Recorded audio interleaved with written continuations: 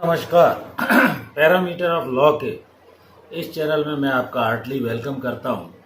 आज मैं आपको सर्विस मैटर से संबंधित कुछ महत्वपूर्ण इस वीडियो में बताने जा रहा हूं। आपने सामान्यतः सुना होगा कि कोई भी व्यक्ति जब शासकीय सेवा में आता है तो उसमें उसकी परिवीक्षा अवधि रखी जाती है और जिसमें वह कार्य करना सीखता है। प्रोबेशन पूर्ण होने पर उसके आगे की सेवा कंटिन्यू हो जाती है। डिपार्टमेंटल जो पेनल्टीज हैं वो सर्विस कंडक्ट रूल्स के आधार पर, जैसे सीसी होता है उसी तरह स्टेट में भी रूल्स बने हुए होते हैं। टर्मिनेशन, रिमूवल और डिसमिसल क्या होता है, इसके बारे में इस वीडियो में मैं जानकारी दूंगा। दूसरा, सरकारी नौकरी में टर्मिनेटेड, डिसमिस्ड या रिमूव्ड क्या होता है ये भी बताऊंगा। टर्मिनेशन ऑफ सर्विस जो होती है बाय वे ऑफ रिमूवल या डिसमिसल या रिटायरमेंट, सबसे छोटा जो दंड है सेवा के रहते हुए यदि दिया जाता है तो वो सेंश्योर जो माइनर पेनल्टी के रूप में होता है, अर्थात उसे चेतावनी दी जाती है। और डिसमिसल सबसे मेजर बर्खास्तगी, जिसे सेवा से बर्खास्तगी कहा जाता है।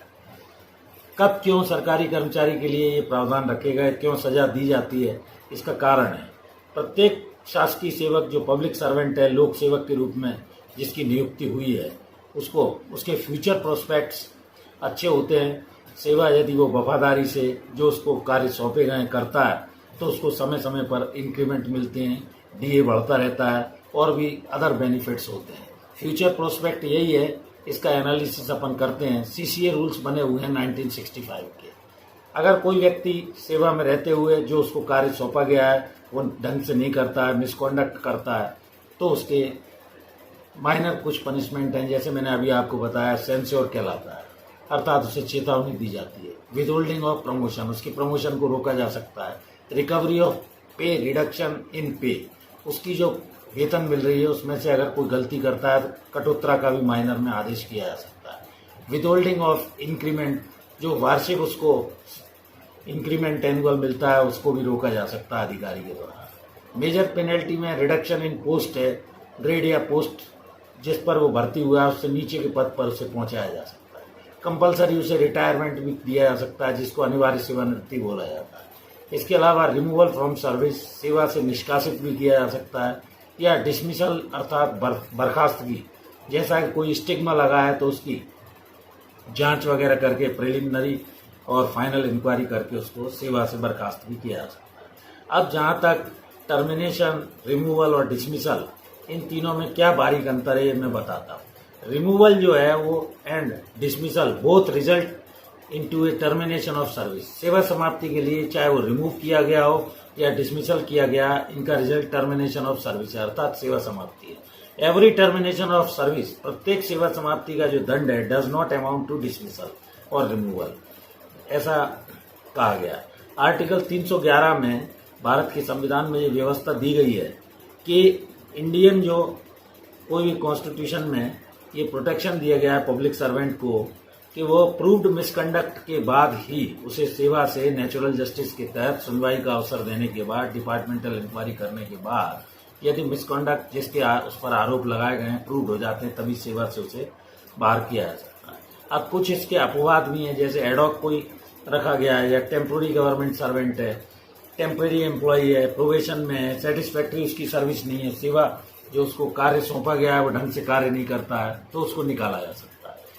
क्वालिफिकेशन में ये है कि वो एलिजिबिलिटी, अगर क्वालिफिकेशन एलिजिबिलिटी नहीं रखता है तो उसके खिलाफ वो आरोप लगाकर कि उसने भर्ती होते समय ये चीज़ें सेवा में आते समय छुपाई, इस आधार पर भी उसे, या मेडिकल ग्राउंड पर वो फिजिकली इनकेपेबल पाया जाता है, अनफिट पाया जाता है, termination of service on abolition of post, या वो पद ही समाप्त हो गया है तो उसे निकाला जा सकता है। Removal from service which shall not be A disqualification for future employment under the government service, अगर रिमूवल फ्रॉम सर्विस हुआ है तो वो भविष्य में शासकीय सेवा में आ सकता है, लेकिन डिसमिसल फ्रॉम सर्विस है वो शैल ऑर्डिनरीली भी ए डिस्क्वालिफिकेशन हो जाती है वो फ्यूचर एम्प्लॉयमेंट के लिए। स्टिग्मा लगा के अगर किसी मिसकॉन्डक्ट का, दुराचरण का उसके विरुद्ध कोई आरोप लगाया गया है तो वो भविष्य में शासकीय सेवा में आने के योग्य नहीं रहता है। डिस्क्वालिफिकेशन स्टिग्मा होती है। डिसमिसल सबसे बड़ी सजा है, जैसा मैंने अभी आपको इस वीडियो में बताया। स्टिग्मा चरित्र पर यदि उसका कोई धब्बा लग गया, मिसकॉन्डक्ट का कोई आरोप लग गया और प्रूव्ड मान लिया गया, इसके बाद शासकीय सेवा वो दोबारा नहीं कर सकता।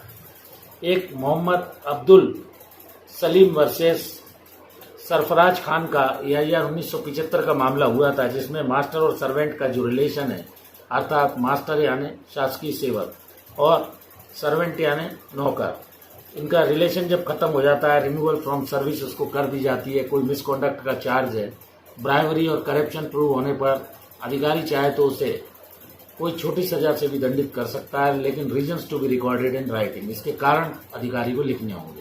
द डिसमिसल और removal from service for feature of retirement benefit इसके अंदर हो जाते हैं।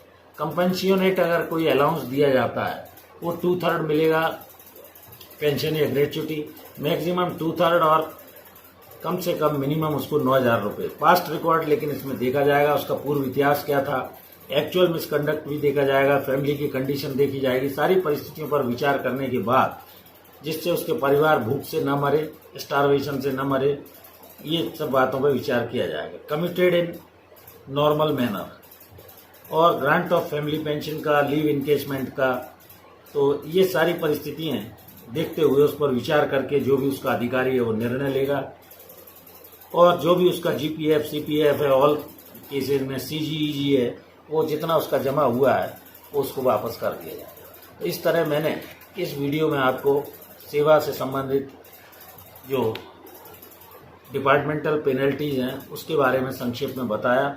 मैं समझता हूं कि मैंने सरल भाषा में आपको इन चीज़ों को समझाने का प्रयास किया। टर्मिनेशन क्या है, रिमूवल क्या है सर्विस का, और डिसमिसल क्या है।